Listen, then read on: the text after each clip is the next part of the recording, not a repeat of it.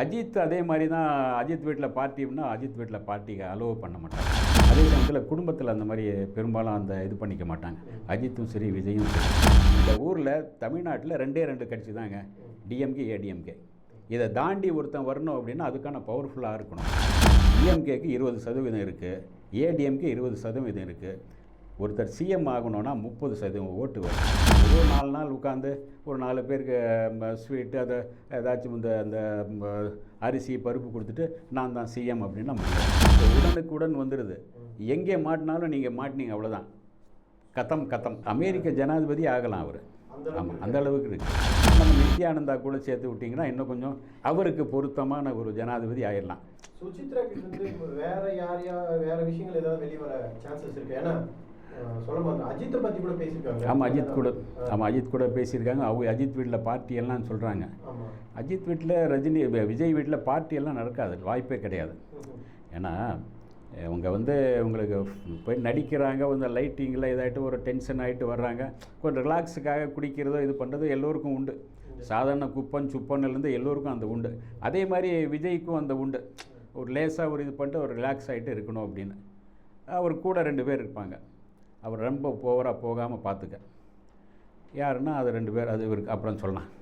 2 பேர் இருப்பாங்க. அவங்க தான் பார்த்துக்குவாங்க. ஒரு குறிப்பிட்ட இதுக்கு மேலே போகாது.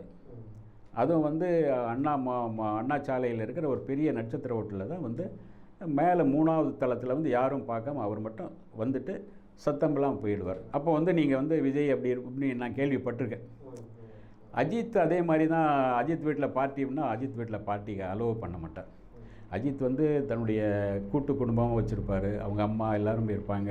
அதே சமயத்தில் குடும்பத்தில் அந்த மாதிரி பெரும்பாலும் அந்த இது பண்ணிக்க மாட்டாங்க. அஜித்தும் சரி விஜயும் சரி. இந்த அம்மா சொல்கிறாங்க குடும்பத்தில் அவங்க வீட்டில் தான் பார்ட்டி, அப்படி வீட்டிலலாம் பார்ட்டி வைக்க சான்ஸே கிடையாது. ஏன்னா நீங்கள் சாதாரண ஒரு ஆளாக இருந்தால் வீட்டில் பார்ட்டி வைக்கலான்னு சொல்லலாம். இவங்க அப்படி கிடையாது, வேறு லெவலில் இருக்காங்க.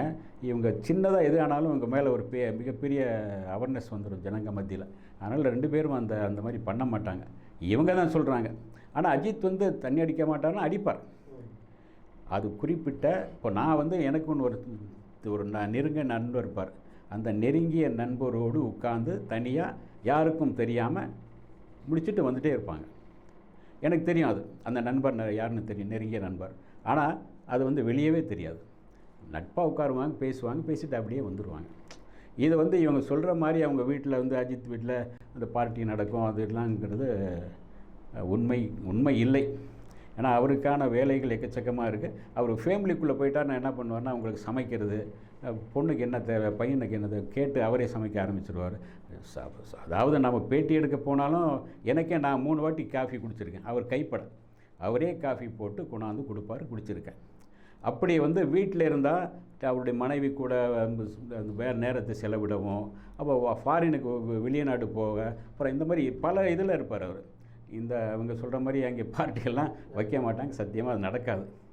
சுசித்ரா சொன்ன விஷயத்துல ஒரு விஷயம், விஷாலை பற்றி பர்டிகுலராக சொன்னாங்க. ஆமாம், விஷாலை ஒரு பொண்ணாக கூட்டிகிட்டு வருவான், வெளியாட்கள் எல்லாம் கூட்டிகிட்டு வருவான். ஆமாம். ஒரு மூத்த பத்திரிகையாளர் விஷால் பற்றி உங்களுடைய கண்ணோட்டம்? இல்லை, எனக்கு அவர் சொல்லியிருக்காரு. அவர்கிட்ட ஒர்க் பண்ணுற சில பேரும் சொல்லியிருக்காங்க. என்னென்னா 20 வயசு உள்ள பெண்களை தான் விரும்புவார் அப்படிங்கிற வரையிலும் சொல்லியிருக்காங்க. அவர் சில ஹீரோயினும் அந்த மாதிரி இருக்கணும்னு விரும்புவார் அப்படின்னு சொல்லியிருக்காங்க. அதை நான் பார்த்தது கிடையாது, சொன்னதை நான் கேள்விப்பட்டிருக்கேன். இப்போ இவங்க சொல்கிறதும் பார்த்தீங்க அவங்க அண்ணி முன்னாடியே அப்படிங்கிறாங்க. அண்ணி முன்னாடியே பிராத்தல் இவங்களை கேஸு கூட்டிகிட்டு வந்தார். அதனால தான் வரலட்சுமி அவர் கல்யாணம் பண்ணி தரமாட்டேன்னு சரத்குமார் சொல்லிட்டா தான் அவங்க சொல்கிறாங்க. அவங்க பிரிஞ்சதுக்கு காரணம் அதுவாக என்னன்னு தெரியல. அது சரத்குமார் அவர் கல்யாணம் பண்ணி தர விரும்பலைன்னு சொன்னாரா என்னன்னு தெரியல, அது தெரியாது. ஆனால் விஷால் பேச்செல்லாம் நம்ம பிரஸ் மீட்லாம் ஆமாம் பயங்கரமாக ஒரு எம்எல்ஏ எம்பி நாளைக்கு ஆக போகிற சிஎம் இந்த லெவலுக்கே இருக்கும். அமெரிக்க ஜனாதிபதி ஆகலாம் அவர். ஆமாம், அந்த அளவுக்கு இருக்குது. அமெரிக்க ஜனாதிபதி ஆயிடலாம். நம்ம நித்யானந்தா கூட சேர்த்து விட்டிங்கன்னா இன்னும் கொஞ்சம் அவருக்கு பொருத்தமான ஒரு ஜனாதிபதி ஆயிடலாம். ஏன்னா வாய்ப்பந்தல் போடுவார் நிறைய. அதாவது நீங்கள் இந்த ஊரில் பிழைக்க வந்திருக்கீங்க, இந்த ஊருடைய மக்களுடைய மென்டாலிட்டி என்ன, இந்த ஊரோட மக்களோடு நீங்கள் எப்படி பழகியிருக்கீங்க, இந்த ஊருடைய மக்கள் இந்த ஊர் அரசியல் என்ன, அதை முதல்ல புரிஞ்சுக்கணும். அதிலே தெரியாது இவருக்கு. இந்த ஊரில் தமிழ்நாட்டில் 2 கட்சி தாங்க, டிஎம்கே ஏடிஎம்கே. இதை தாண்டி ஒருத்தன் வரணும் அப்படின்னா அதுக்கான பவர்ஃபுல்லாக இருக்கணும். விஜயே அது சாத்தியமானு தெரியாது எனக்கு. விஜயகாந்தை ஏன் முடியலைன்னா அவருக்கு கட்சி எத்தனை வாக்கு சதவீதம் 10% தானே. டிஎம்கேக்கு 20% இருக்குது, ஏடிஎம்கே 20% இருக்குது. ஒருத்தர் சிஎம் ஆகணும்னா 30% ஓட்டு வேணும். இவங்க 20% இருக்குது. மிச்சம் சின்ன சின்ன கட்சிகளை பிடிச்சி 10% சேர்த்தா இவங்க சேர்ந்தனா ஜெயிச்சுட்டு வந்துடுறாங்க. இதுதான். ஆனால் விஜயகாந்த் 10, இன்னொருத்தர் 5, இன்னொருத்தர் 6ன்னு சேர்னால் நீங்கள் ஒரு மூட்டைக்குள்ளே வந்து பல பெரிச்சாளிகள் பல இதை சேர்த்தா என்ன ஆகும்? பல நண்டுகளை போட்டாலும் நண்டு நிற்க மாட்டேன்னு நம்ம நண்டு அந்த மாதிரி தான்.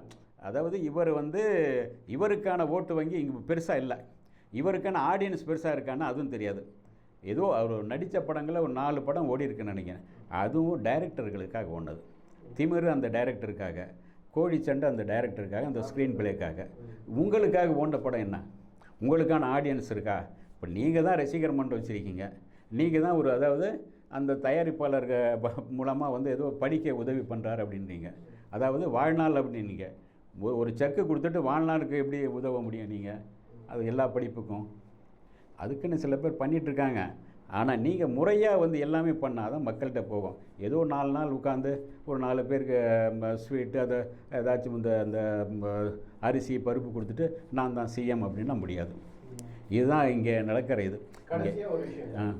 உண்மையிலேயே ட்ரக் கல்ச்சர் இருந்தது அந்த விஷயம் எல்லாருக்குமே தெரிஞ்ச விஷயம் தான். இப்படி தான் இருக்காங்க. இப்போயும் தமிழ் இண்டஸ்ட்ரியில் ட்ரக் கல்ச்சர் இருக்கா? இல்லை, அதிகமாக இல்லை தமிழ்நாட்டில் இல்லை. இது வந்து எங்கோ 1-2 இருக்குது, பெரிய அளவில் இல்லை. பெரிய அளவில் இருந்துச்சுன்னா இங்கே இருந்தாலும் ஈஸியாக வெளியே வந்துடும். இன்றைக்கி வந்து மீடியா மிகப்பெரிய அளவில் இருக்குது. முன்ன மாதிரி கிடையாது. உங்களுக்கு சின்ன கேமரா வச்சுட்டு ஒரு பேப்பர் மறுநாள் தான் பேப்பரில் நியூஸ் வரும்னு கிடையாது. இப்போ உடனுக்குடன் வந்துடுது. எங்கே மாட்டினாலும் நீங்கள் மாட்டினீங்க அவ்வளோதான், கத்தம். ஆமாம், அந்த அளவுக்கு இருக்குது. ஆனால் இதெல்லாம் புரிஞ்சு தான் சில பேர், கமலும் சரி இவங்களும் ரஜினியும் சரி, அது புரிஞ்சு வச்சுருக்காங்க. மாட்டிடக்கூடாது, நம்ம பசங்களும் மாட்டிடக்கூடாது அப்படின்னு அதில் இருக்காங்க. ஏன்னா லைஃபே போயிடுங்க.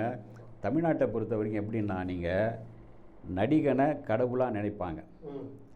அவன் நேர்மை தவறி பொண்டாட்டியை விட்டு போனான்னா அவனை தூக்கி கடாசிடுவாங்க. உதாரணமாக பிரபு வச்சுக்கோங்க. குஷ்பு கல்யாணம் பண்ணார், அது தந்திலே வந்து கல்யாணம் பண்ணார், ப்ரெக்னெண்ட்டாக இருந்தாங்க, அப்படி இப்படிங்கிற அப்போது வந்துச்சு. என்னாச்சு? அதுக்கு பிறகு அப்படியே 75 லட்ச ரூபா அன்றைக்கி சம்பளம் வாங்கிட்டு இருந்தோம், அப்படியே தொயின்னு கீழே வந்து 5 லட்ச ரூபாய்க்கு வந்துட்டார். தமிழ்நாட்டு மக்கள் உங்களை உயர்த்தி வச்சுப்பாங்க. நீங்கள் அதில் இது ஆனீங்கன்னா, பர்சனல் விஷயத்தில் இதானீங்கன்னா உங்களை தூக்கி கடாசிடுவாங்க. தமிழ்நாட்டு அரசியல் இதுதான். எம்ஜிஆர் 3 கல்யாணம் பண்ணாலும் கூட அதுக்கான நேர்மையோடு இருந்தார். ஒரு ஜானகி அம்மா கல்யாணம் பண்ணது கூட முறையாக வந்து அதை இது பண்ணியிருந்தார். அதை நேர்மை கரெக்டாக அதை கடைப்பிடிச்சார். அதனால் உங்களுக்கு இன்றைக்கி வரைக்கும் அவர் இருக்கார். இதை வந்து நீங்கள் புரிஞ்சுக்கணும். தமிழ்நாட்டில் என்ன வேணாலும் பண்ணிட்டு வந்து ஓட்டு கேட்டாக்க போட்டுருவாங்கன்னு கிடையாது. அவங்க பார்க்குறாங்க, நீ யார், என்ன பண்ணியிருக்க எல்லாம் பார்க்குறாங்க.